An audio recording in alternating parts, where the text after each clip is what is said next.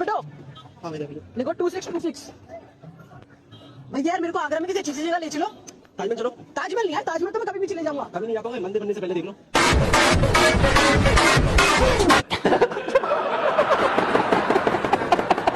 जय श्री राम मेरे सभी सनातनी भाइयों, हम आपके लिए लेकर आए हैं एक नया वीडियो। तो जल्दी से वीडियो को लाइक कर दीजिए। अगर आपने अभी तक हमारे चैनल को सब्सक्राइब नहीं किया है तो तुरंत सब्सक्राइब कर लीजिए। और हाँ, नीचे कमेंट्स बॉक्स में जय श्री राम का नारा लगाकर वीडियो को शेयर कर दीजिए, क्योंकि हम वीडियो की शुरुआत जय श्री राम के नारे से ही करते हैं। जय जय श्री राम।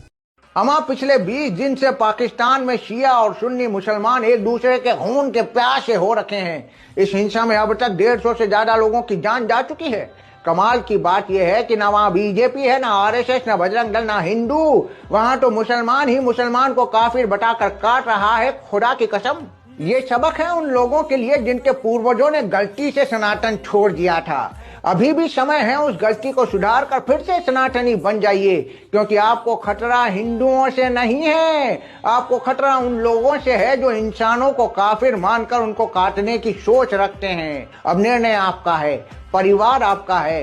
इससे पहले कि नफरत की ये आग पाकिस्तान से बढ़कर यहाँ पहुंच जाए, आप सनातन की सुरक्षा चक्र में आ जाइए।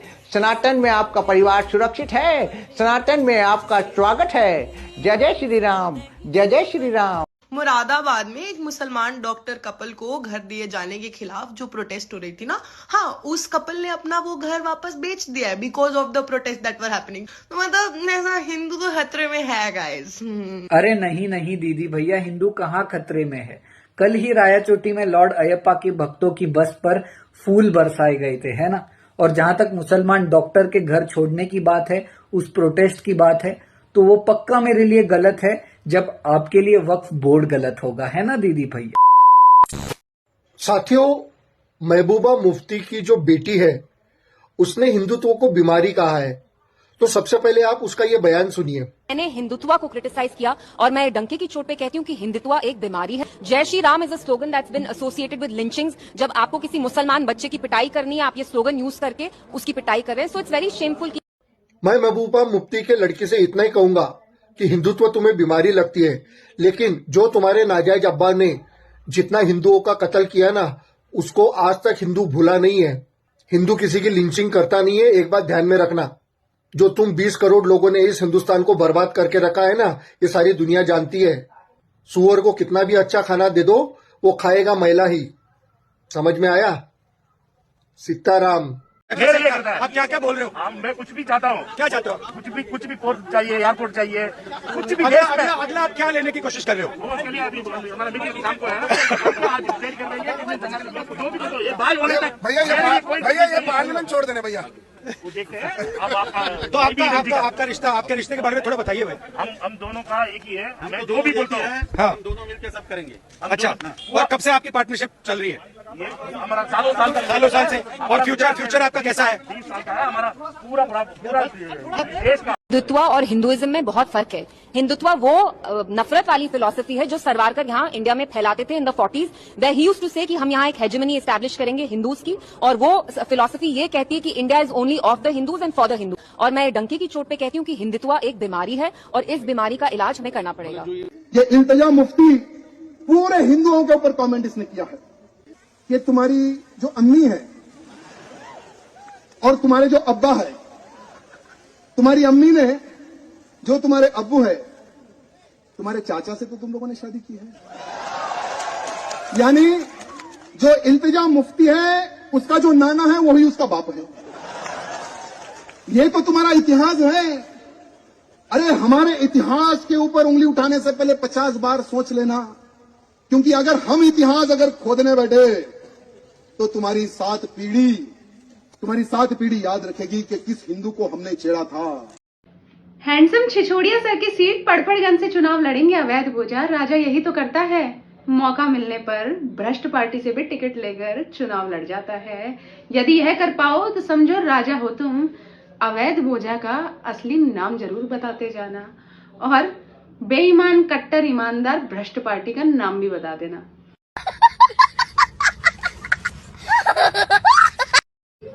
उजड़ी हुई रियासत के मेरे बुरी तरह से लूटे हुए दो कोड़ी के चमचे को मेरा सादर सादर प्रणाम। I hope you understand, I hope you better understand मेरी।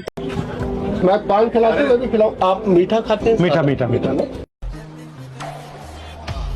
हमारे दादाजी ने सर आपकी दादी को बहन जी बोलते थे। अच्छा, खाओ माँ कसम। इंदर जी ने कहा था कि आप गोंडा से लोकसभा का चुनाव लड़िए पांडे जी। अच्छा, तो उन्होंने कहा नहीं, पान में ही चूना लगा सकते हैं, इससे ज्यादा नहीं। पान में ही चूना लगा सकते हैं, इससे ज्यादा नहीं। नमस्कार दोस्तों, अब देख क्या रहे हो दोस्तों, जाओ करो। बधाई हो आप सभी को, बहुत बहुत बधाई हो। महाराष्ट्र के लातूर डिस्ट्रिक्ट में तलेगांव नामक एक गांव है जहां पर 103 किसानों को वक्फ बोर्ड ने 300 एकड़ जमीन के लिए नोटिस भेज दिया है। वक्फ बोर्ड ने यह क्लेम किया है कि ये जो 300 एकड़ की जमीन है, जो आपके पास पुश्तैनी जमीन पड़ी हुई थी, वो वक्फ की प्रॉपर्टी है। अब आप लोग कोर्ट में आइए, 103 किसान, आप लोग उस जमीन के ऊपर अपनी ओनरशिप साबित करके दिखाइए। हमें कुछ नहीं करना है, आप करके दिखाइए। जब हमने लोगों से अपील किया हुआ था ना कि वक्फ बोर्ड को अमेंडमेंट के लिए या फिर इसे बर्खास्त करने के लिए आप लोग सरकार तक दबाव लाइए, सरकार से बात कीजिए, तब अपने ही लोग कह रहे थे कि ऐसा कुछ भी नहीं होता है, खाली फुकट में तुम लोगों को बदनाम कर रहे हो। अब एक बार वही सारे लोग वापस से महाराष्ट्र के लातूर डिस्ट्रिक्ट के तलेगांव के उस किसानों से जाकर मिलिए, आप लोग को सारी सच्चाई पता चल जाएगी। वैसे तो अभी हिंदुत्ववादी सरकार है जिन्होंने ये आश्वस्त किया है कि किसी के साथ अन्याय नहीं होने देंगे, लेकिन जिनको ज्यादा ही न्याय से प्रिय है या प्रेम है, वो कृपया करके अपनी जमीन को ऐसे ही दान कर दीजिए। ठीक है, आप लोगों को बहुत बहुत अभिनंदन। होता हूँ, चल दिल्ली की तरफ कुछ करना है, किसान आंदोलन शुरू हो गया है। मैं नहीं जा सकता, सही समय पे फसल पे ध्यान नहीं दिया तो फसल खराब हो जाएगी। ओ काके, सही टाइम से आंदोलन नहीं हुई तो मन लायक सरकार कैसे आएगी? मतलब गजब मूर्ख आदमी है। दिल्ली में 2 महीने में चुनाव है, माहौल बनाना पड़ेगा। आपके चुनावी फायदा के लिए मैं अपने खेत, फसल और देश के साथ गद्दारी नहीं कर सकता। ओ काके, इथे आ लज्जी फड़। खालिस्तानियों का पैसा हमसे नहीं पचेगा सर जी, आप निकलिए। कोई ना, लोगों की कमी ना है। अरे किसान नहीं था भाई, दूसरे बंजे नु देख। ये शिवसेना का राहुल गांधी साबित होगा, लिख के रख लीजिए। और मैं डंके की चोट पे कहती हूँ कि हिंदुत्व एक बीमारी है और इस बीमारी का इलाज हमें करना पड़ेगा। जम्मू कश्मीर की पूर्व सीएम महबूबा मुफ्ती की बेटी इल्तिजा मुफ्ती बोल रही है कि हिंदुत्व एक बीमारी है, भगवान राम पर गलत बयानबाजी कर रही है। रतलाम में एक लड़के ने कुछ मुस्लिम लड़कों से जय श्री राम जबरदस्ती बुलवा दिया, तो उसके लिए इल्तिजा मुफ्ती बोल रही है कि भगवान राम को शर्म आनी चाहिए। तो जो हिंदुओं के जुलूस पर जो मुसलमान पत्थरबाजी कर रहे हैं, तो किसको शर्म आनी चाहिए फिर? इस देश में खुलेआम हिंदू धर्म पर गलत बयानबाजी हो रही है। यदि अभी आप दूसरे मजहब पर ऐसा कुछ बोल देते ना, तो अब तक देश में आग लग गई होती और पूरा विपक्ष उसमें कूद गया होता। कश्मीरी पंडितों के खून से जिन्होंने हाथ धोया है और पाकिस्तान को अपना बाप बना के बैठे हैं, उनके दिमाग में दूसरे धर्म के प्रति नफरत ही होगा। राष्ट्रीय और अंतर्राष्ट्रीय मीडिया में रिपोर्ट आया है कि कांग्रेस के सीनियर लीडर का जॉर्ज सोरोस से संबंध है। बांग्लादेश में जो हुआ उसमें भी सोरोस का इन्वॉल्वमेंट है। $1 मिलियन ऑन रिकॉर्ड उन्होंने कहा है कि नरेंद्र मोदी जी को हटाने के लिए $1 मिलियन मैंने रखा हुआ है। जो मेंबर इस हाउस में प्रेजेंट नहीं है, वो ऐसे उठाना ये गलत है और किसी के इमेज को डैमेज करना नहीं। कौन सा मेंबर? सिर्फ ये कहना चाहता हूं कि हमारी तरफ से सदन के किसी सदस्य का नाम नहीं लिया गया है। यदि माननीय नेता प्रतिपक्ष ने बोला है तो इसका अर्थ होता है कि उन्होंने स्वतः स्वीकार किया है कि जो सदन के अनुपस्थित सदस्य उनमें से कोई है। हमारी तरफ से किसी सदस्य का नाम नहीं लिया, हम सिर्फ इस चर्चा का आग्रह कर रहे हैं। फ्री में गैस सिलेंडर दोगे तो वो उसे पटरी पे रखेंगे। फ्री में अगर आवास दोगे तो वो छतों पे पत्थर रखेंगे। फ्री में अगर अनाज दोगे तो वो जनसंख्या ही बढ़ाएंगे। ये फ्री योजना बंद कर दो मोदी जी। हाँ, ये दुख का खा के इनका पिछवाड़ा भारी हो गया है, शालों का चमचो। वक्त बदलती। The Prophet of Islam, he married a businesswoman. No, not only he married a businesswoman, first he worked under her.